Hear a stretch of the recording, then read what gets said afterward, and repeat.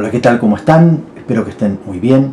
Les doy la bienvenida a esta clase número 3 del curso Una cuestión de géneros. Mi nombre es Sebastián Kardemil-Muchnik y vamos a ocuparnos hoy en esta tercera clase del escritor francés nacido en Argelia, Albert Camus.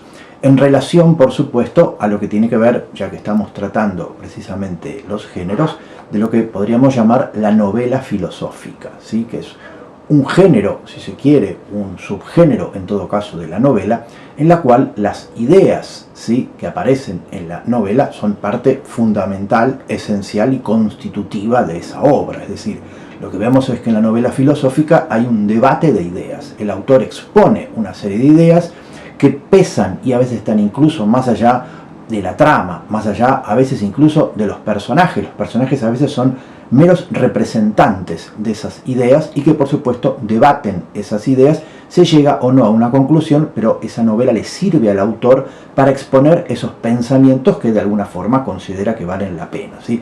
Podemos pensar como novelistas filosóficos o como exponentes del género a Voltaire, ¿sí?, al filósofo francés Voltaire, el filósofo de la Revolución Francesa. Podemos pensar a Jonathan Swift y su Gulliver, que ya es un antecedente en la novela filosófica, desde ya a Dostoyevsky, sin lugar a dudas, ¿sí? Novelas como Crimen y Castigo, como Los hermanos Karamazov, como Los poseídos o Los demonios, según la traducción, son profundas novelas filosóficas donde se debaten una serie de cuestiones que en el siglo XIX, en el caso de Dostoyevsky, eran sumamente acuciantes, ¿sí? Temas como el nihilismo, como las nuevas formas de ver el mundo, las nuevas ideas que empezaban a aparecer en Europa, se debaten en esas novelas, por lo tanto, muchas veces pesan por sobre el argumento esas ideas que se están debatiendo. Ya en el siglo XX tenemos una gran cantidad de escritores que trabajan la novela filosófica, grandes exponentes como Thomas Mann, ¿sí? La novela La montaña mágica o Doctor Fausto son grandes novelas filosóficas.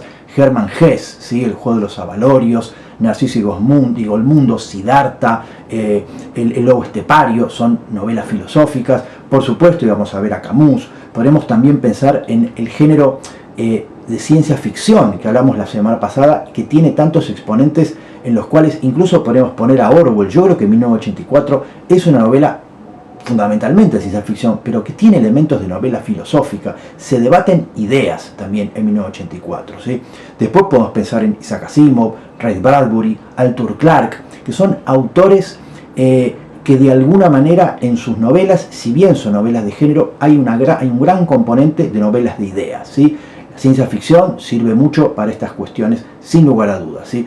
El escritor polaco Stanislaw Lem, una novela como Solaris, son novelas donde se debaten ideas. Se cuestionan profundamente ciertas cuestiones que de alguna forma podemos ver que tienen que ver con la filosofía, ¿sí? Con temas que están en boga en la filosofía y que por supuesto el autor de ficciones lo que va a hacer es poner en boca de los personajes esas cuestiones que de alguna forma en un texto filosófico están puestas de manera conceptual. Pero pensemos que de alguna forma Platón escribía su filosofía en forma de diálogos, o sea que ya de entrada tenemos una vinculación de la filosofía con otros géneros, es decir, la filosofía no solamente se expresa a través de prosa filosófica, de ensayo, sino que Platón la expresaba a través de diálogos, y estas novelas que tienen tanto más peso a veces que textos filosóficos, evidentemente también exponen estas ideas, ¿sí? Por eso digo que en el siglo XX hay una gran cantidad de autores que van a trabajar la novela filosófica. Yo creo que sin ir más lejos, Borges es un escritor filosófico, o sea, sin duda hay cuentos de Borges que son filosofía pura, ¿sí? Un cuento como Tulen Ubar Orbis Tertius es filosofía pura. Por eso digo que hay algo que tiene que ver con esa vinculación entre la literatura y la ficción y la filosofía, evidentemente muy estrecha, y ciertos géneros que son muy proclives a eso. Yo creo que tanto el policial, ¿sí?, como la ciencia ficción son dos géneros que están muy unidos a la filosofía, a la novela filosófica, ¿sí?, al discurrir filosófico, a la reflexión filosófica. Piensen ustedes que el género policial, ya lo vamos a ver cuando veamos en todo caso a Patricia Highsmith, ¿no? Hay una búsqueda de la verdad, ¿sí?, que es evidentemente y esencialmente la búsqueda de toda filosofía, ¿no? O sea, el detective busca la verdad como un filósofo busca también aproximarse a verdad, a una cierta manera, a una cierta idea de verdad. O sea, hay una gran vinculación entre ciertos géneros y la filosofía. Pero bueno, metámonos de lleno entonces en la novela filosófica de Albert Camus. Sobre todo vamos a dedicarnos al extranjero, ¿sí? Vamos a dejar para otra ocasión La peste, porque la verdad que en todo caso podemos mencionarla, pero se nos va a hacer muy extenso. Yo creo que con tratar de profundizar un poquito sobre el extranjero tenemos suficiente. Unas palabras sobre Camus, ¿sí? Porque me parece que en ese sentido siempre es clave y a mí me interesa contextualizar un poco al autor. Camus, piensen que es un autor que nace en Argelia. Igual que Orwell, igual que, vamos a ver, Marguerite Duras, son escritores franceses que nacen en colonias. Fíjense estos puntos en común que tienen los tres. Orwell nace en la India, colonia inglesa. Camus nace en Argelia, colonia francesa. Y Marguerite Duras nace en Indochina, colonia francesa. Fíjense qué curioso, es decir, la visión que van a tener, por supuesto los tres van a vivir a sus países originales. Camus va a vivir a Inglaterra, Camus va a vivir a Francia, Orwell a Inglaterra y Marguerite Duras a Francia. Mueren los tres en sus propios países, digamos los países en Francia y en Inglaterra, y tienen una gran vinculación con ellos y además una mirada muy extraordinaria, muy fuera de lo común, que es esa mirada del escritor nacido en colonias, hijo de padres colonos, o en todo caso, como es el caso de Orwell, de padres que trabajaban para el imperio en la colonia. La relación entre Camus y Orwell es muy estrecha, la verdad es que hay un montón de puntos en común, es sumamente asombroso. Por supuesto, Orwell nace 10 años antes, en 1903, Camus nace en 1913, pero tiene una gran cantidad de puntos en común. Ambos van a estar vinculados con el socialismo y el comunismo, ambos van a ser muy críticos del socialismo y el comunismo, ambos van a escribir su gran obra a fines de los años 40, ¿sí? Orwell 1984 y Camus el extranjero. ¿Sí? Hay una cosa que tiene que ver con ciertos puntos en común que uno empieza a ver y que, entre otras cosas, tiene que ver con una figura que me parece clave, que es la del intelectual comprometido. Es decir, son intelectuales que están muy comprometidos con la política de su época, escriben periodismo, escriben notas y ensayos, y podemos ver que en esas cuestiones que hablábamos la semana pasada respecto a Orwell, de ser tan crítico del socialismo y del comunismo, que se va a granjear una gran cantidad de enemigos dentro del propio partido, le va a parecer lo similar a Camus. A llegar al punto que la célebre polémica, ¿sí?, del año 52 con Sartre, a raíz de que él publica el Hombre Rebelde, y ese libro de ensayo le va a generar la ruptura con Sartre, con Simone de Beauvoir y todo el entorno de los tiempos modernos, de la revista donde escribían, es producto de la crítica que va a hacer Camus a la Rusia soviética, la Rusia stalinista. Entonces, en ese sentido tiene una gran vinculación, por eso decía, con Orwell. Ambos padecen tuberculosis, ambos mueren muy jóvenes, y Camus muere en un accidente completamente absurdo y ridículo de automóvil en Francia en el año 60. Es asombroso la cantidad de vínculos que hay entre ambos. Lo cierto es que Camus, como decía antes, nace en Argelia. Vamos a decir Camus, ¿sí? Porque si no tengo que decir Camus, ¿sí? Vamos a decir Albert Camus, y creo que me van a entender todos, y se acaban los problemas de pronunciaciones. Nace, como decía, en Argelia en 1913 y es muy pobre.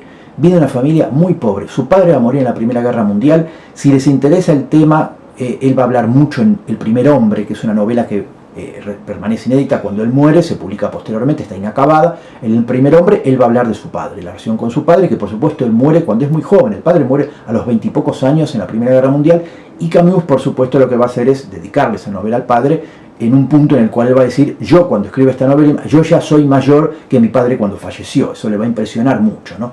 Hay una serie de obras de la juventud de él que yo creo que son más que recomendables, ¿sí? El verano, Bodas, El exilio del reino, son obras donde ya empieza a forjarse un poco esa visión que él va a tener, que entre otras cosas lo va a vincular con el Partido Comunista desde muy joven, ¿sí? Él va a emigrar a Francia y se va a convertir de alguna forma en esa inteligencia, ¿sí?, en esta intelectualidad francesa, sobre todo a partir de la publicación del extranjero. El extranjero se publica en 1942.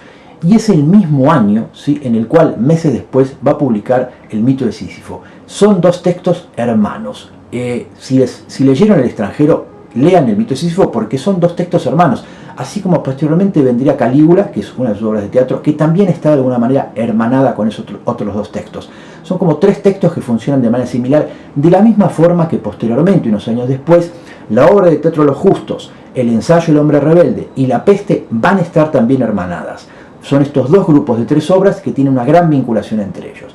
Pero bueno, el caso es que, nos vamos a concentrar en El extranjero, pensando sobre todo en esta idea, ¿no?, que es una novela filosófica que tiene su explicación a manera de ensayo, o su exposición ensayística, su exposición más teórica en el libro El mito de Sísifo, ¿sí? ¿Qué es lo que va a pasar con Camus? O de alguna forma vamos a ver cuál es la evolución que va a ir teniendo Camus, sobre todo porque se lo relaciona a ciertas corrientes filosóficas, sobre todo al existencialismo, sobre todo a la filosofía del absurdo, al absurdismo. ¿qué es esto? ¿Sí? Porque uno dice, bueno, ¿qué tiene que ver esto con Camus? ¿Qué tiene que ver con el extranjero? Bueno, en principio vamos a tratar de definirla, ¿sí? El existencialismo, que es una corriente filosófica que de alguna forma hay antecedentes hasta en los griegos, ¿sí? Me apuran un poco, yo les digo, ya en los griegos hay antecedentes de lo que es el existencialismo, que tiene que ver con deshacerse un poco de la idea de Dios, dejar un poco la hipótesis de Dios y decir, estamos aquí solos y somos responsables de nuestra vida y tenemos que hacernos cargo, somos libres, y eso genera angustia, la angustia, el abismo, ¿sí?, de la libertad. Yo me enfrento a la libertad y como no hay un Dios, ¿qué hago? Bueno, va a decir Sartre, ¿sí?, gran exponente de la filosofía existencialista, ajústese los cinturones y siga adelante, ¿sí? Abróchele el cinturón y siga para adelante, no ande buscando a Dios ni ande buscando excusas de ningún tipo, hágase cargo de su vida. Acuérdense que hay una gran frase de Sartre que es: somos lo que hicimos con lo que hicieron de nosotros, ¿sí? Esa frase es casi una frase clave para entender el existencialismo. Lo cierto es que el existencialismo moderno podemos encontrarlo en Kierkegaard, el filósofo danés del siglo XIX, fundamentalmente en Dostoyevsky también, sobre todo en sus novelas convencionantes, Crimen y Castigo, Los Poseídos y Los Hermanos Karamazov. Desde ya en Nietzsche, habría ahí en Nietzsche un existencialismo ateo, ¿sí? El de Kierkegaard y el de Dostoyevsky es un existencialismo cristiano. El de Nietzsche es un existencialismo ateo, como va a ser el de Sartre, ¿sí? Ya en el siglo XX tenemos existencialistas como Heidegger, como Sartre, como Camus, ¿sí? Entonces es una filosofía de mucho peso. En la ficción, o todo lo que tiene que ver con la escritura de ficción, podemos pensar que hay elementos existencialistas no solamente en las novelas de Camus, sino incluso podemos pensar en Kafka, ¿sí? Kafka, que es una gran influencia para Camus y para todo el siglo XX a todo nivel, pero desde ya en Sartre y en Camus, desde ya Kafka es un escritor que podemos pensarlo como que estaría vinculado a esta corriente existencialista. Entonces decía entonces que hay una conferencia de Sartre, ¿sí?, que se llama El existencialismo es un humanismo, que define muy bien, sobre todo el existencialismo ateo, ¿sí?, que es el que va a estar vinculado a él. Camus es más agnóstico, o sea, me parece que en ese sentido es más radical Sartre, pero desde ya que Camus también va a tener esta vinculación con el existencialismo. Como decía, es esta manera de entender la vida en tanto no hay Dios, nos tenemos que valer por nosotros mismos y estamos condenados a ser libres, ¿sí?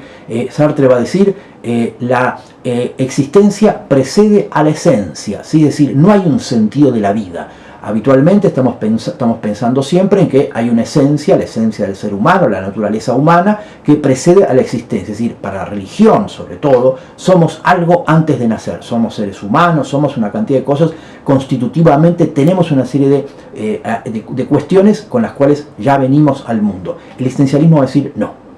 La existencia precede a la esencia. Yo primero nazco, primero me arrojan al mundo sin que yo lo haya pedido, sin que yo lo haya solicitado, y una vez que estoy en el mundo me tengo que hacer cargo de mí mismo. Una vez que estoy arrojado en el planeta, yo tengo que construirme a mí mismo a partir de la libertad de la que gozo, y por lo tanto soy responsable de mí mismo, ¿sí? Sartre va a decir, digo en palabras de él, como para citarlo, ¿no? El hombre está condenado a ser libre, dice Sartre, ¿sí? Entonces ahí es cuando uno de alguna forma entiende que los personajes de las novelas de Sartre y de Camus, por supuesto, tienen todos estos principios, siguen todos estos principios, casi, me animo a decir, a rajatabla, ¿sí? Esta cuestión de que la existencia precede a la esencia, de que el hombre no es otra cosa de aquello que él hace de él mismo, ¿sí? El hombre empieza por existir, ¿sí? Luego se construirá. Entonces esto es algo que, como les decía antes, profundamente novedoso, en tanto que la influencia de la religión es cada vez menor. Ya en el siglo XIX, siglo XX ni hablar, la influencia de la religión sobre el arte y sobre la filosofía es cada vez menor. Por lo tanto surge esto, que en el caso de Nietzsche va a ser el nihilismo, que también lo vemos en Dostoyevsky, también lo vemos en otros novelistas, pero que desde ya tiene mucho peso en la filosofía. Esto de nihilismo. Nihilismo es no creer en nada. No creo en nada. Entonces hay algo que se opone a siglos de religión y que por supuesto va a tener mucho peso. ¿Por qué? Porque eso nos lleva directamente a esta idea de la filosofía del absurdo, que es lo que va, entre otras cosas, a trabajar mucho Camus. ¿Por qué? Porque va a decir, durante siglos, de alguna forma, todo tenía que tener un sentido, ¿sí? Porque estaba la religión, porque había una metafísica, porque había una serie de cosas trascendentales, trascendentalistas, que buscaban un sentido a todo, al arte, sin lugar a dudas. ¿Y por qué? Van a decir. ¿Por qué tiene que haber un sentido? Al no haber sentido, se se propone esto de el absurdo, es decir, la vida no tiene sentido. La vida no tiene un sentido de per se, hay que buscarlo, hay que construirlo. Y aún así, va a decir Camus, esta idea del absurdo tiene que ver, después lo vamos a ver vinculado con el mito de Sísifo, él va a decir, en un siglo XX, en el cual millones de obreros van a la mañana a trabajar, transcurren durante horas de trabajo apretando un botón o rellenando un formulario, ¿qué sentido puede haber eso? Eso es absurdo. Eso es como Sísifo, ¿sí? Que tiene que subir la roca por al alto de la montaña y la roca después cae y después volver a subirla. Eso es absurdo. Esa es la filosofía del absurdo. Esa es la sensación de que no hay un sentido, ¿sí? De que se desperdicia la vida, de que de alguna forma se nos escurre de las manos y que no encontramos ningún sentido de esa actividad. Eso es lo que va a decir Camus, relaciona fundamentalmente al siglo XX como esta manera de entender la vida. Y eso va a estar, por supuesto, en el extranjero, y me parece que va a ser un poco la marca de fábrica, ¿sí? De lo que se expone como novela filosófica en el extranjero.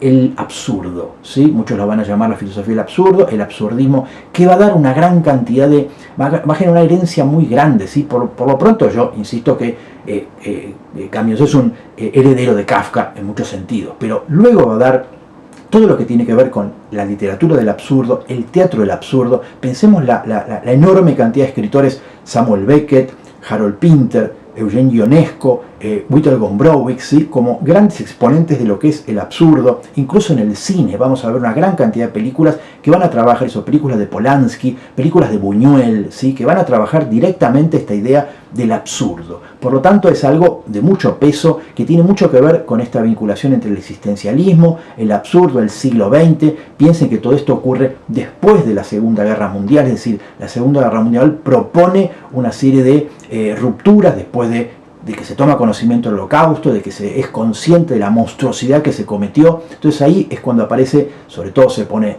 de moda esta idea de el existencialismo y toda esta cuestión que tiene que ver con el absurdo, con que después de la Segunda Guerra Mundial, el Holocausto, bueno, ¿y ahora qué? ¿Qué hacemos? Ya hemos mostrado la monstruosidad de la que es capaz el ser humano, por lo tanto, ¿qué me vienen a hablar de religión? Digo, esto es un sinsentido, esto no tiene ningún tipo de sentido. Bueno, esas son las filosofías que van a atravesar sobre todo esta primera mitad del siglo XX y que evidentemente van a pegar de lleno en lo que tiene que ver con la obra de Camus. Por supuesto, después vamos a ver cómo esto se va derivando en otras cuestiones, pero a la hora de la escritura, ¿sí? del extranjero va a ser de mucho peso esto que tiene que ver con el absurdo, con el nihilismo, con la concepción existencialista de la vida, ¿sí? Por eso hay cosas que me parece que pesan mucho y que si uno quiere, me parece, comprender o meterse de lleno o realmente entender qué es lo que significa el extranjero, me parece que está bueno conocerlas. Como decía antes, El extranjero se publica en el año 42 y es un gran éxito, al igual que después El mito de Sísifo. Es un gran éxito editorial, un gran éxito de público, tiene una tirada enorme y lo pone a Camus de la noche a la mañana entre los grandes escritores franceses, ¿sí?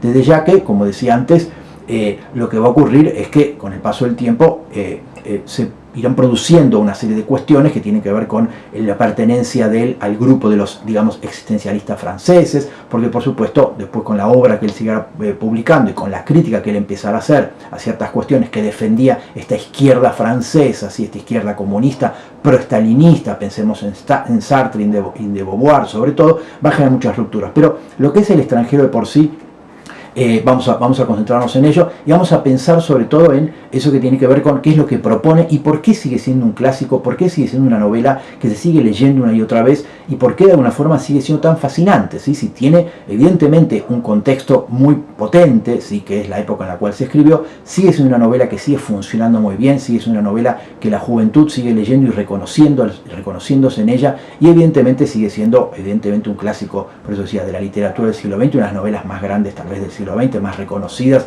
más leídas, etcétera, etcétera. ¿Qué es lo que va a pasar entonces con la novela? ¿De qué trata? Si vamos a resumir más o menos de qué trata, el argumento es muy sencillo, pero bueno, ¿de qué trata el extranjero? Cuenta la historia de Meursault, ¿sí? De este muchacho que se llama Meursault, un muchacho en la treintena, ¿sí? Que vive en Argelia y que es francés, es de origen francés, que va a trabajar a Argelia. Y trabaja en una oficina, tiene un trabajo, como decíamos antes, rutinario y burocrático, ¿sí? Algo así como bastante aburrido, ¿sí? ¿Y qué es lo que va a pasar? Que el día que comienza la novela se entera de que ha muerto su madre. Vamos a recurrir a la novela, así como para empezar a leer ciertos fragmentos de la novela, ir acompañando la narración hasta que voy a ir haciendo el argumento, como para ir profundizando en algunas cuestiones, ¿sí? Entonces, ¿cómo empieza la novela? Voy a leer el comienzo, pues antológico, ¿sí? Seguramente lo recordarán, o en cuanto lo leas se acordarán de algún momento de haberlo leído, ¿sí? La novela empieza así: hoy ha muerto mamá, o quizás ayer, no lo sé. Recibió un telegrama del asilo, falleció su madre, entierro mañana, sentidas condolencias, pero no quiere decir nada, quizá haya sido ayer. Por un lado, este estilo, ¿sí? Seco, casi notarial, ¿sí? Parece una redacción, muchos lo van a vincular con Hemingway, ¿sí? Con ese estilo seco de Hemingway, pero de ya que sorprende. Ese estilo, siempre, más allá de lo que dice, el estilo sorprende. Frases cortas, secas, directas, sin demasiada adjetivación, sin frases rebuscadas, largas. No, seco y directo al punto, por un lado. Por otro lado, hoy ha muerto mamá. O sea, de entrada la frase con la cual comienza tiene esa potencia, ¿no? De esas grandes primeras frases, ¿no? Esas primeras frases de 100 años de soledad, de la metamorfosis de Kafka, ¿no? Esas grandes frases con las cuales empiezan algunas grandes novelas, algunos grandes cuentos, ¿no? Hoy ha muerto mamá.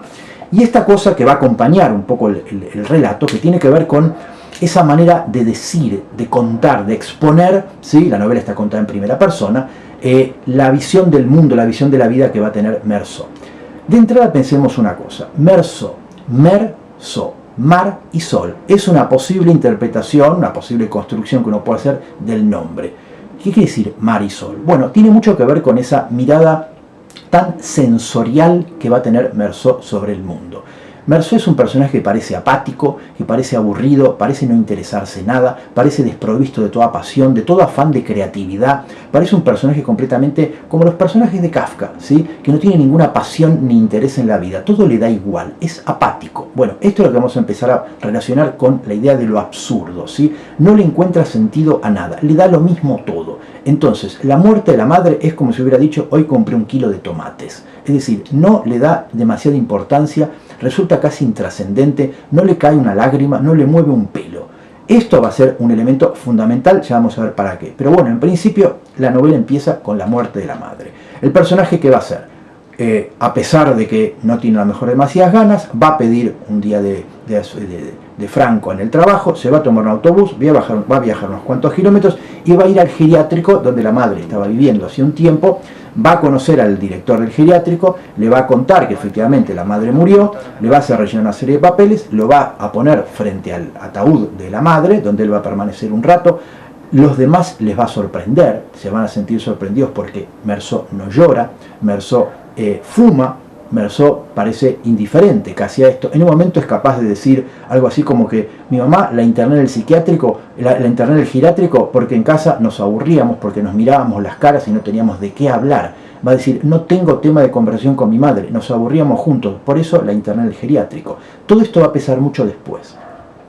Luego de este entierro, ¿sí? del velorio y del entierro, Meursault vuelve a Argel, y al día siguiente, ¿sí? digamos al día siguiente de haber enterrado a la madre, Meursault lo que va a hacer, lo voy a leer, es ir a nadar. Es un sábado, hace lindo día y se va a nadar. Y va a decir lo siguiente: me costó levantarme porque la jornada de ayer me había cansado. Mientras me afeitaba me pregunté qué podía hacer y resolví ir a bañarme. Tomé el tranvía para ir al establecimiento de baños del puerto. Allí me zambullí en la entrada. Había muchos jóvenes. En el agua encontré a María Cardona, antigua dactilógrafa de mi oficina, a la que había deseado en otro tiempo. Creo que ella también. Pero se había marchado poco después y no tuvimos ocasión. Le ayudé a subir a una balsa y rocé sus senos en ese movimiento. Yo estaba todavía en el agua cuando ella ya se había colocado boca abajo sobre la balsa. Se volvió hacia mí. Tenía los cabellos sobre los ojos y reía. Me hice a su lado sobre la balsa. El tiempo estaba espléndido y, como bromeando, dejé ir la cabeza hacia atrás y lo posé sobre su vientre. No dijo nada y quedé así. Me daba en los ojos todo el cielo, azul y dorado. Bajo la nuca sentía latir suavemente el vientre de María. Nos quedamos largo rato sobre la balsa, medio dormidos. Cuando el sol estuvo demasiado fuerte, se zambulló y la seguí. La alcancé, puse la mano alrededor de su cintura y nadamos juntos. Ella siempre reía. En el muelle, mientras nos secábamos, me dijo: soy más morena que tú. Le pregunté si quería el cinematógrafo esa noche. Volvió a reír y me dijo que quería ver una película de Fernandel. Fernandel es un cómico francés de aquella época. Cuando nos subimos vestido, pareció muy asombrada al verme con corbata negra y me preguntó si estaba de luto. Le dije que mamá había muerto. Como quisiera saber cuándo, le respondí: ayer. Se estremeció un poco, pero no dijo nada. Estuve a punto de decirle que no era mi culpa, pero me detuve porque pensé que yo le había dicho le había dicho eso a mi patrón. Todo eso no significaba nada. De todos modos, uno siempre es un poco culpable. Por la noche, María había olvidado todo. La película era graciosa y a ratos, y luego demasiado tonta, en verdad. Ella apreciaba su pierna, ella apretaba su pierna contra la mía. Yo le acariciaba los senos. Hacia el fin de la función, la besé. Pero mal. Al salir, vino a casa. Cuando desperté, María se había marchado. Es decir, al día siguiente del velorio, de la muerte del velorio de su madre, él se va a bañar, conoce una chica, se acuesta con ella, van al cine. Es decir, es algo que uno puede decir, bueno, evidentemente llama un poco la atención, pero vamos a ver cómo va a pesar esto posteriormente. ¿Qué va a pasar? Mersó va a volver al trabajo y va a ocurrir un incidente que me parece que en todo caso nos va a llevar después al hecho fundamental del libro, que es el asesinato, que es que un vecino de él, ¿sí?, que golpea a su mujer, le va a pedir que le redacte una carta en la cual Mersó se la va a redactar, a pesar de que él sabe que ese vecino maltrata a la mujer, pero no le importa demasiado. Él escribe esa carta. Este hombre, de alguna forma, a través de esa carta, se va a poder congraciar con esa mujer. La mujer va a volver y le va a volver a pegar. Pero de alguna manera Mersó parecía no importarle demasiado el asunto e incluso apoyar a su amigo. El amigo, para agradecerle, lo va a invitar a pasar unos días a su casa, a la casa de un amigo de la playa. Mersó le va a decir que tiene una chica y por supuesto el hombre le va a decir, bueno, no importa, tráigala, ¿sí?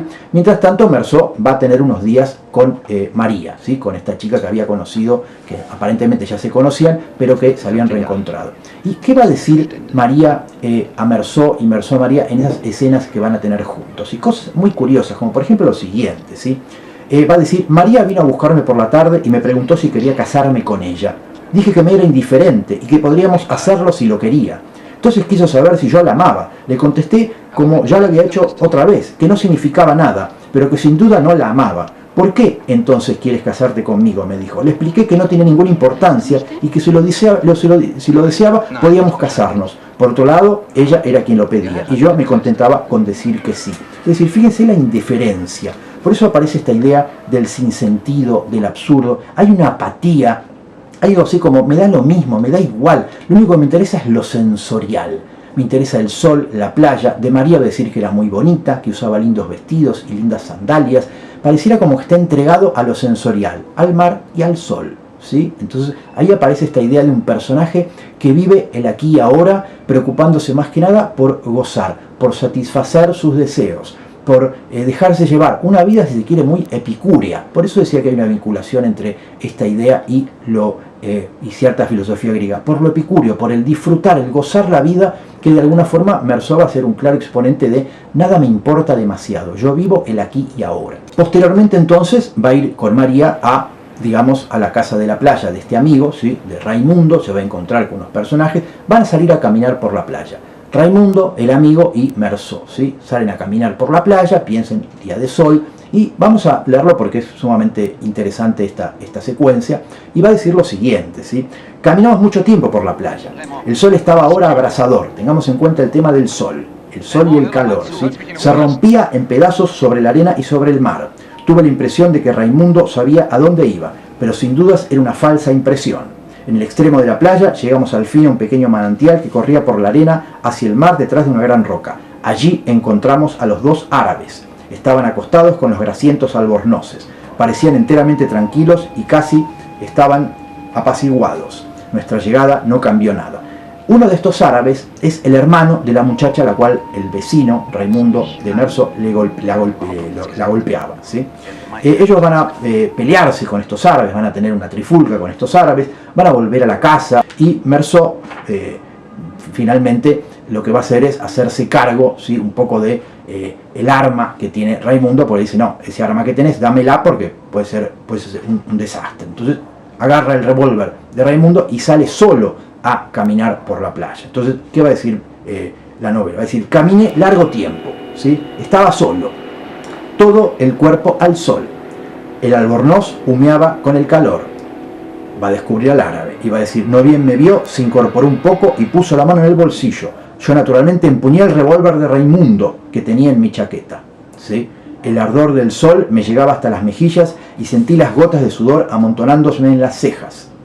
El árabe sacó el cuchillo y me lo mostró bajo el sol. Y entonces va a decir una frase después: todo mi ser se distendió y crispé la mano sobre el revólver. El gatillo cedió, toqué el vientre pulido de la culata y allí, con el ruido seco y ensordecedor, todo comenzó. Sacudí el sudor y el sol. Comprendí que había destruido el equilibrio del día, el silencio excepcional de una playa en la que había sido feliz. Entonces tiré aún 4 veces sobre un cuerpo inerte en el que las balas se hundían sin que se notara. Y era como 4 breves golpes que daba en la puerta de la desgracia. O sea, Meursault le tira 4 tiros al árabe y lo mata. 4 disparos, ¿sí? 4 tiros. ¿Se acuerdan del comienzo de la Quinta Sinfonía de Beethoven? Bueno, es la Sinfonía del Destino. Y esto es lo que Beethoven decía, es que estas 4 primeras notas, ta-ta-ta-tan, eran los golpes a la puerta del destino, como que el destino llamaba en nuestra puerta y nos daba 4 golpecitos. Bueno, parece, evidentemente hay una evidente vinculación entre esta idea de los 4 golpes en la puerta y los 4 disparos. Lo cierto es que Meursault va a ser obviamente detenido, ¿sí? Después es arrestado y es detenido. Y va a tener una serie de encuentros con el juez de instrucción, con la policía, ¿sí? Por supuesto va a estar preso, ¿no? Hasta que llegue el día del juicio. Y lo que empieza a ocurrir es que va a tener, por supuesto, una serie de diálogos, por eso decía, en el cual se van a profundizar su manera de entender las cosas, su psicología, su visión en general de la vida, y vamos a ir leyendo algunos fragmentos que me parecen sumamente llamativos, ¿no? Cuando llega el juicio, por supuesto, está el juez, el fiscal y el público, entre los cuales un día va a tener que ir a declarar María, y por supuesto Meursault le va a tocar escuchar lo que se dice de él. Vamos a escuchar algunas de las frases que se dicen, ¿sí? Por ejemplo, va a decir: le preguntaron, ¿sí?, a uno de los testigos, le preguntaron qué entendía por calma. El director miró entonces la punta de sus zapatos y dijo que, el director del geriátrico, ¿se acuerdan?, dijo que Meursault no había querido ver a su mamá, que no había llorado ni una sola vez y que después del entierro había partido enseguida, sin recogerme ante su tumba. Otra cosa le había sorprendido. Un empleado de pospas fúnebres le había dicho que yo no sabía la edad de mi mamá. Es decir, pareciera como que hay algo que empieza a atravesar el juicio, y es aquello que le acusan respecto a la muerte de la madre. Pareciera como que hay una suerte de frialdad, ¿sí? La gente se sorprende por la indiferencia y la frialdad con la cual él reaccionó ante la muerte de la madre. Entonces empezaría a vincularse la frialdad para matar a un árabe con la reacción que él tuvo cuando muere la madre, ¿sí? El procurador se levantó muy gravemente y con voz que me pareció verdaderamente conmovida, el dedo tendido hacia mí, articuló lentamente: señores del jurado, el día siguiente de la muerte de su madre, este hombre tomaba un baño, comenzaba una unión irregular e iba a reír con una película cómica con una muchacha. No tengo nada más que decir. Es decir, pareciera como que empieza a reforzar la frialdad de Meursault al haber asesinado a una persona, el hecho de haber reaccionado como reaccionó ante la muerte de la madre, y por supuesto después que el día siguiente conoció una muchacha, fue al cine a ver una película cómica. Pareciera como que se hunde cada vez más, ¿sí? Y hay algo que tiene que ver, me parece, con esta idea de que vamos a plantear ahora, que es que ¿qué es lo que está juzgando este tribunal de Meursault? ¿Haber matado al árabe?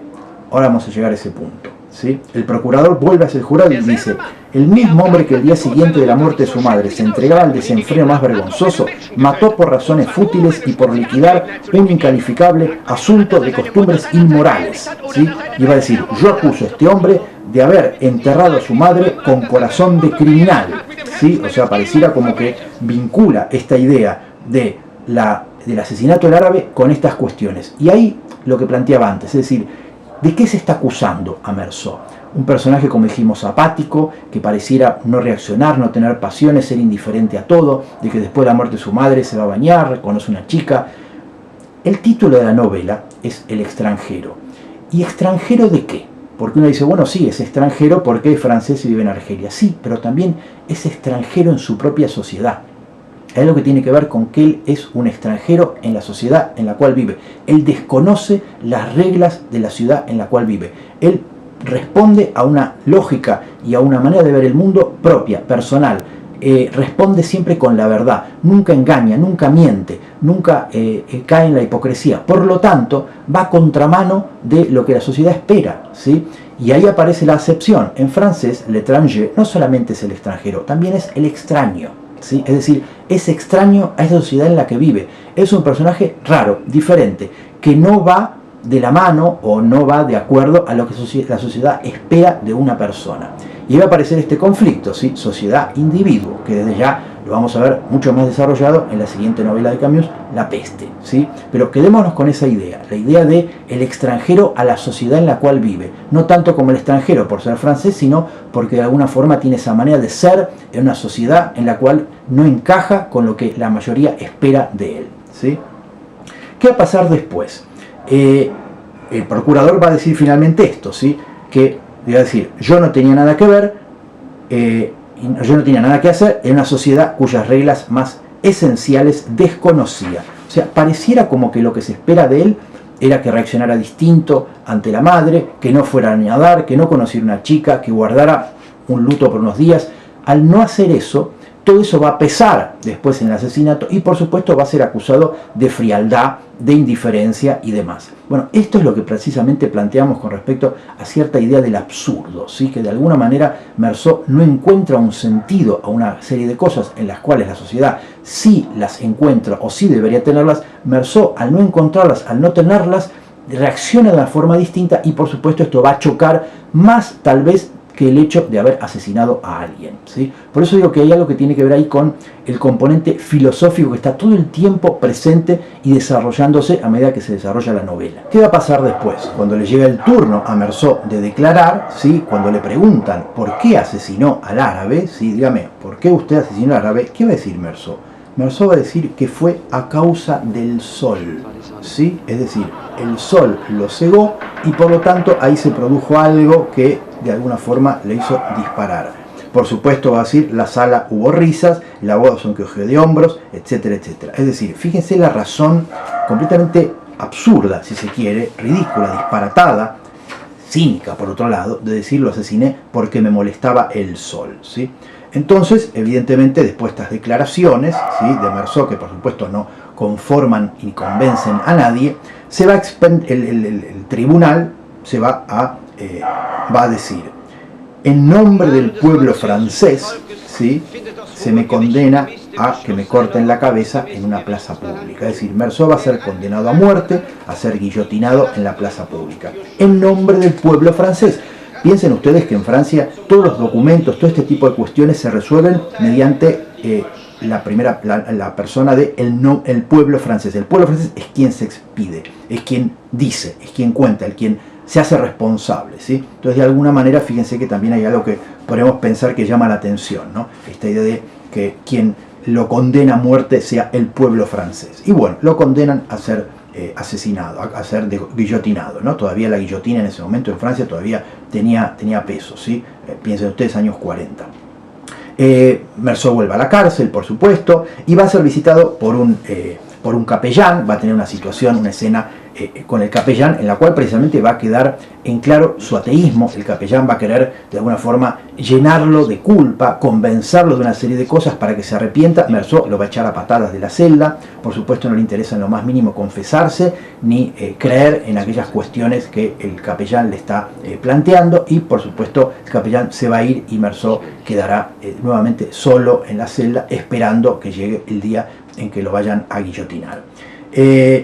Después de este encuentro llegará el momento definitivamente de la guillotina y el final, por supuesto, de la novela, como decía antes, contada en primera persona, en la cual viene el final de la novela. Yo, insisto, lo leo, sospecho que todos ustedes han leído El extranjero, es una novela que creo que conocemos muy bien todos, por eso me permito leer el final, que es absolutamente descolocador, digo, son estas frases finales que uno dice, bueno, ¿qué me habrá querido decir con esto? Pero vamos a leerla.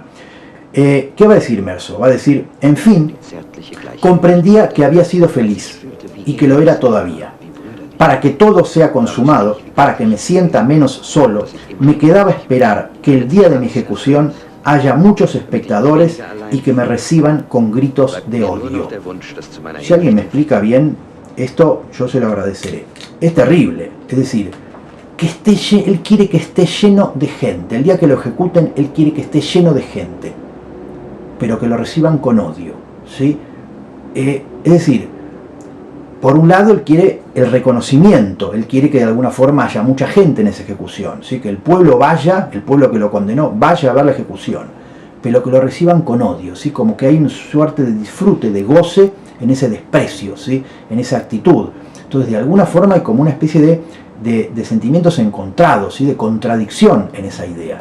Podría pensar, preferiría que no fuera nadie, preferiría que me defiendan, preferiría que ataquen al gobierno o al Estado o al juzgado. No, quiero que me odien, ¿no? Por eso digo que hay algo ahí que me pareció que es en su momento, con una novela sumamente conmovedor, ¿no? Que son estas reacciones que el personaje va teniendo y que desde ya, como les decía antes, sorprenden, ni hablar en la época en la cual se publicó la novela, por lo novedosas que son. Yo creo que tienen mucha vinculación, por eso decía antes, con ciertas reacciones, cierta lógica, cierta manera de entender el mundo de Kafka. Pero evidentemente esta novela de alguna forma también va a sorprender, un poco por eso que tiene que ver con la manera de entender la vida del personaje, la manera de ver la vida del personaje, que eso choca en una sociedad. Yo creo que hay algo que es fundamental en Camus, que tiene que ver con la moral. Camus es un escritor profundamente moral, ¿sí? Es un gran moralista, como otros tantos escritores. Francia tiene una gran tradición de escritores moralistas, pero Camus es un moralista. Me parece que uno de los ejes tal vez de su literatura, de su filosofía, de su pensar, es la moral. Y ahí es cuando entiendo que hay una gran vinculación entre una manera de ejercer la moral, por supuesto la ética, ¿sí? La ética que es como rama, disciplina de filosofía, es precisamente ocuparse del bien y el mal, con mayúsculas, y algo que hoy está, por supuesto, prácticamente desvalorizado, pero que desde ya muchos filósofos durante mucho tiempo han pensado una y otra vez, que es las categorías del bien y del mal. Y de alguna forma Camus va a tener como muy presente esta idea de el comportamiento, la ética. Esto va a aparecer en el extranjero, va a aparecer, por supuesto, en La peste, y va a ser uno de los temas que, como les digo, está revoloteando constantemente en la obra de Camus, toda, ensayística, teatral, literaria, ¿sí? Siempre está el tema de la moral, de la ética, de cómo debemos actuar, ¿sí? Y creo que ahí va a aparecer algo que después se va a refractar en otras obras de él y que tiene mucho que ver con esta idea de la importancia que tenía que ver para él, el comportamiento, la ética, ¿sí? El ser una persona íntegra. Y creo que Camus como intelectual fue profundamente íntegro. Decía entonces que podemos vincular, o tenemos que vincular esta novela con el mito de Sísifo, porque creo que de alguna forma ambos tienen una gran cantidad de cosas en común. Vamos a pasar ahí, pero antes quería leerles, la gran cantidad de cosas que se han escrito sobre el extranjero. Quería leerles una cosita que me pareció, hay un texto de Sartre muy interesante sobre el extranjero, van a encontrar un montón de escritores o de filósofos y demás sobre el extranjero. Quería leerles una cosita que me parece de Vargas Llosa, ¿sí? Que está en La verdad de las mentiras, que me pareció interesante, que va a decir lo siguiente respecto a esta idea, ¿no? Dice, lo que se condena en Meursault no es el asesinato del árabe, sino la conducta antisocial del acusado, su psicología y su moral excéntricas a lo establecido por la comunidad, ¿sí? ¿La manera de ser de Meursault es preferible a la de quienes lo condenan?, se va a preguntar. La tragedia de Meursault simboliza la del individuo cuya libertad ha sido mutilada para que la vida colectiva sea posible, ¿sí? En ese sentido, su individualismo es feroz. El sentimiento fingido es indispensable para asegurar la coexistencia social. Esos sentimientos ficticios son convenciones que sueldan el pacto colectivo, ¿sí? Si los hombres fueran, a la manera de Meursault, puro instinto, no solo desaparecería la institución de la familia, sino la sociedad en general, ¿sí? La misma manera banal y absurda en que Meursault mata al árabe en la playa. En ese sentido, me parece, después decir, bueno, las grandes ideas o causas o asuntos, el amor, la religión, la justicia, la muerte, la libertad, lo dejan frío. También el sufrimiento ajeno. O sea, me parece que es una muy buena síntesis de esto que tiene que ver con Meursault. Y habló de algo, sí, que me parece también interesante recalcar, que es el individualismo de Meursault. Meursault es un antihéroe. Y el héroe, evidentemente, el héroe clásico, el héroe de toda la historia, el héroe de la mitología griega, el héroe que durante el medievo vamos a ver tantos, el héroe de las novelas de aventuras, el héroe de la novela del siglo XIX, hace crisis en el siglo XX que aparece esta idea del antihéroe. ¿Y por qué? ¿Qué quiere decir esto del antihéroe que vemos en las novelas de Kafka, en las novelas de Musil, en las novelas de Beckett, en las novelas de Camus? El antihéroe. Porque se opone a la figura clásica del héroe. ¿Y por qué? Porque el héroe, básicamente el héroe clásico, trabaja para la comunidad, se sacrifica en pos de la comunidad, se muere, se deja morir, mata en pos del bienestar de la comunidad. El antihéroe es profundamente individualista. Es el héroe del extranjero. Solo le interesa él mismo. Entre otras cosas, eso es lo que lo convierte en un antihéroe, ¿sí? Va a contramano, a contrapelo, a diferencia de los héroes clásicos que estamos acostumbrados a ver en la literatura y en el cine. En ese sentido, el antihéroe trabaja para sí mismo, no le interesa a la comunidad, le da igual. Bueno, y eso es Meursault, ¿sí? Por eso es profundamente individualista, por eso su moral es tan particular, y de alguna forma lo que va a estar preguntándose a Vargas Llosa, que de alguna manera también está en Meursault, es ¿qué moral es mejor? ¿La de Meursault o la de la comunidad que lo juzga? ¿Sí? O sea, en ese sentido aparece, por eso les decía, un debate moral. Por lo tanto, podemos pensar en esto que hablaba antes, que tiene que ver con la ética, que va a ser este gran tema que va a estar sobrevolando toda la obra de Camus. La ética y la moral, por supuesto. Quería entonces comentarles esto que tiene que ver con la vinculación del extranjero con el mito de Sísifo, que es este libro hermano, ¿sí? De alguna forma, de El extranjero, y que podemos pensar que estaría bueno, si leen El extranjero, leer a continuación el mito de Sísifo, o al revés, porque creo que ahí se explaya muy bien la filosofía de Camus. ¿Cómo va a empezar el mito de Sísifo? Piensen ustedes que el comienzo también va a ser antológico, porque en el ensayo, que es un libro cortito, el mito de Sísifo, va a decir lo siguiente: no hay sino un problema filosófico realmente serio, el suicidio. Juzgar que la vida vale o no la pena de ser vivida equivale a responder a la cuestión fundamental de la filosofía.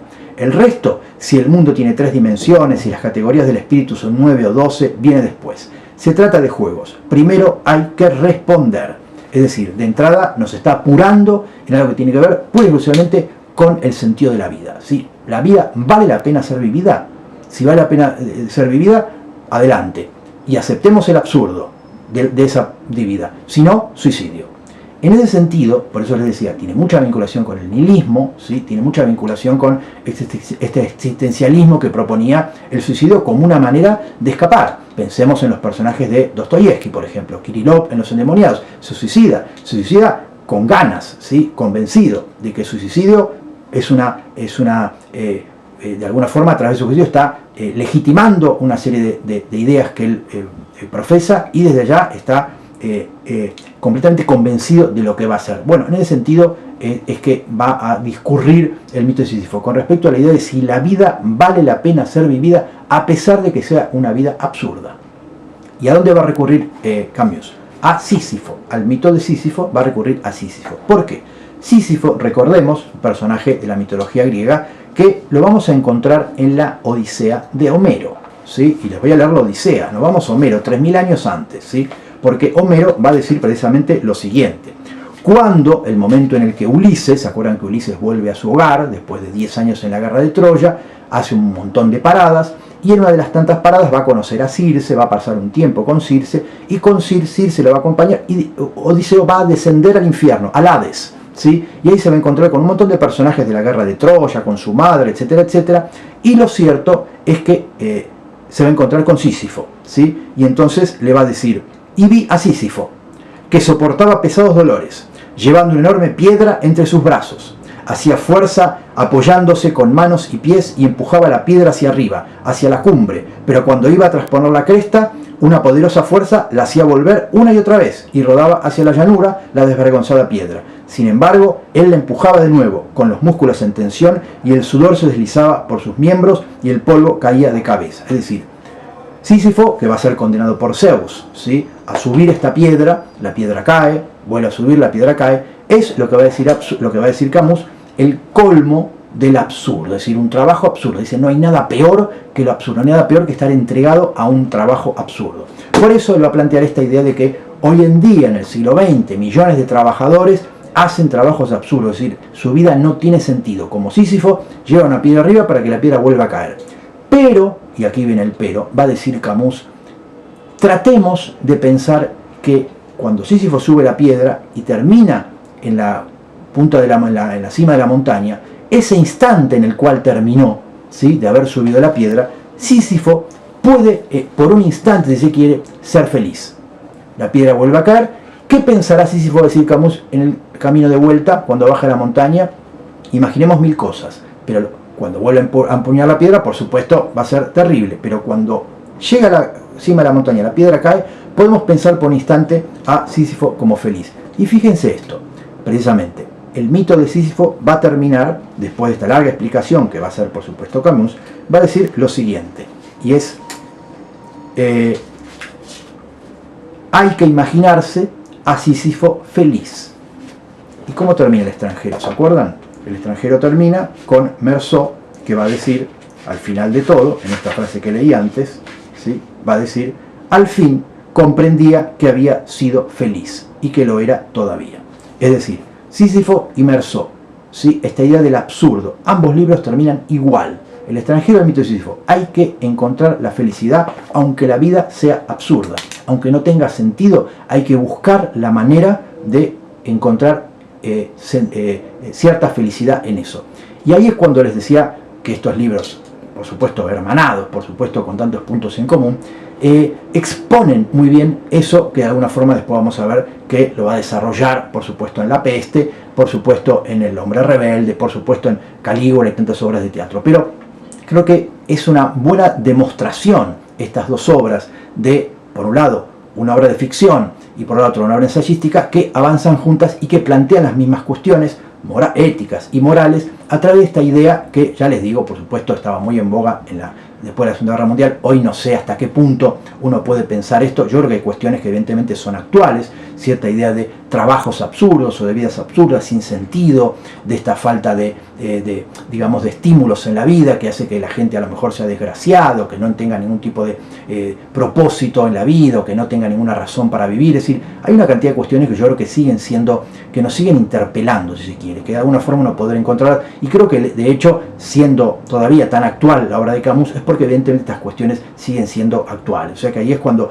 creo que eso que plantea él evidentemente tiene una trascendencia tal que hoy podemos seguir discutiéndolas. No así con otras novelas filosóficas, algunas novelas filosóficas que hoy realmente plantean ideas que tal vez hoy sea bastante difícil hacerse cargo de ellas o que generen algún interés porque tal vez esos problemas quedaron resueltos o quedaron en el tiempo, ¿sí? Pero me parece que en ese sentido Camus y el extranjero siguen siendo en muchos aspectos muy actuales. En otro tal vez no tanto, pero creo que en algunos aspectos sí.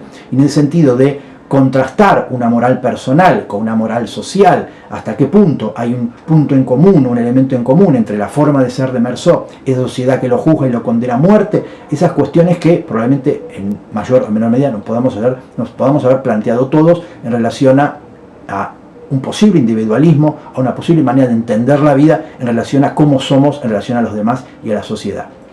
Por supuesto que esto después, como decía antes, se va a desarrollar en la obra posterior de Camus y el aspecto que va a vincular la moral y la ética a la política, que es un tema crucial en ese sentido, va a devenir en esta crítica continua que va a empezar a hacer Camus, siendo miembro del Partido Comunista, habiéndolo abandonado ya, pero en su momento miembro del Partido Comunista, esta lucha feroz que va a tener con Sartre, Simone de Beauvoir y sobre todo la redacción de la revista Los Tiempos Modernos, precisamente porque él sostenía lo siguiente, él se manifiesta muy en contra de Stalin cuando se empieza a enterar las barbaridades del régimen comunista, se manifiesta en contra cuando lo que él ve es que toda la inteligencia, toda la intelectualidad francesa seguía apoyándolo a pesar de todas las monstruosidades que ya sabía que se cometían. ¿Sí? En el sentido, yo mencionaba cuando hablamos de Orwell, Arthur Koestler o André Gide, que son los pocos que ya habían dicho algo, ¿sí? Pero de alguna forma esto tiene mucho que ver con esa postura de Camus, que va a decir, yo sería capaz de hacerme de derechas si supiera que la verdad está ahí, ¿sí? Es decir, no me importa, yo lo que busco es la verdad, no me importa ser de izquierda, derecha o estar a favor o en contra de ustedes, sino que lo que me importa es la búsqueda de la verdad, desde el punto de vista de entenderla como algo que es para él ético y por supuesto moral. Ahí por supuesto va a venir esta polémica Sartre-Camus, que se van a distanciar, se van a pelear por el resto de su vida. Yo personalmente siempre me pareció no solamente mucho mejor escritor Camus que Sartre, como escritor de ficción ni hablar, sino que en esta polémica siempre yo al menos me posicioné del lado de Camus, porque me parece que realmente era absolutamente devastador el testimonio de él, contundente en relación a Sartre, que me parece que hoy en día es como injustificable, que siguió defendiendo hasta el final al estalinismo. Piensen que a Camus le van a dar el Nobel, y muchos años después se lo van a dar a Sartre, que Sartre no lo va a ir a buscar. Y yo creo, para mí, entre otras cosas, que Sartre va a rechazar ese Nobel, no va a ir a buscar ese premio Nobel, entre otras cosas porque se lo habían dado a Camus antes que a él, ¿sí? Y eso probablemente no le gustó nada, porque quedaba en evidencia que Camus era, me parece, mucho mejor escritor que él, ¿sí? Como filósofo podemos discutirlo, pero como escritor, piensen que Sartre también escribe mucha ficción, ¿sí? Mucha ficción existencialista, ¿sí? La náusea, Los caminos de la libertad, ¿sí? Incluso las obras de teatro, pero yo creo que en ese sentido Camus era infinitamente mejor y más interesante que Sartre. O sea que hay algo que me parece que se puede ir viendo en la biografía, ¿sí? En lo que tiene que ver con el comportamiento, con la ética y la moral de Camus, como decía antes, que era un hombre, me parece, muy íntegro en el sentido, que no temió ponerse en contra a una cantidad de gente con tal de defender la verdad. Y eso es lo que yo digo que después se refleja en la obra, ¿sí? Es cuando uno evidentemente encuentra en la biografía de los escritores, en este caso, una gran vinculación con, por supuesto, la obra, ¿sí? Entre la vida y la obra. La novela se hizo película, ¿sí? La filmó Visconti en el año 67, no está mal, a mí no es un gran Visconti, pero creo que se puede ver como para ver en el cine, digamos, en película, la novela extranjero. Es muy literal, la verdad es que es una historia que por momentos pareciera no ser muy viscontiana, pero creo que está, de hecho, es muy fiel, es muy literal la novela, y por eso creo que en todo caso uno la puede ver, precisamente porque creo que no deja de ser interesante. Es con Marcello Mastroianni y con Ana Karina. Digo, creo que la pueden ver, las imágenes que fuimos viendo a lo largo de la clase pertenecen a la película. O sea que con eso terminamos. La verdad es que hay un montón de cosas que me parece que podríamos seguir planteando, sobre todo con este otro gran monumento que va a ser La Peste y con todo lo que tiene que ver con los ensayos que van a venir después, sobre todo El hombre rebelde. Desde ya recomiendo todo eso, pero como ven, por una cuestión de tiempo quedará para otra, ¿sí? Pero bueno, me interesa en todo caso recalcarlo y recomendarles en todo caso continuar, porque me parece que Camus en el sentido es un gran escritor de una obra no tan vasta, pero sí sumamente interesante, y después creo yo muy actual. Como para terminar, me parece que entre otras cosas, esto que tiene que ver con la novela filosófica sigue siendo algo que tal vez cada vez vemos que está menos circulando, cada vez menos. Digo, la verdad es que cada vez uno ve que se escriben menos novelas filosóficas. Me parece que pareciera como que el debate de ideas ya no es tan interesante para la literatura, o en todo caso no habrá ideas que debatir, cosa que me parece que no es así, pero en todo caso no vemos en la literatura una novela filosófica actual de peso. O sea, no vemos que haya escritores que de alguna forma sean más o menos conocidos, ¿no? Tal vez hay montones que no conocemos, pero no vemos que entre la literatura que se consuma haya escritores de peso que trabajen, me parece a mí, una novela filosófica, es decir, una novela en la cual, digo, vamos a plantear ciertas ideas acuciantes para el tema de hoy, para los temas de hoy, para la coyuntura actual, para el mundo actual, y que de alguna forma esas novelas tengan algún tipo de trascendencia o de circulación más o menos masiva. Con lo cual, efectivamente, es un género que probablemente esté en un momento de impas, de crisis o quién sabe qué, de paréntesis, ¿no? Algún día a lo mejor nos volvemos a sorprender y aparecen escritores que vienen a plantear la novela filosófica con nuevas ínfulas, nuevas ganas y por supuesto nuevas ideas. Así que bueno, aquí va nuestro aporte al género novela filosófica. Lo dejamos acá, nos vemos la próxima, la clase número 4, que tengan ustedes una muy buena semana. Chao.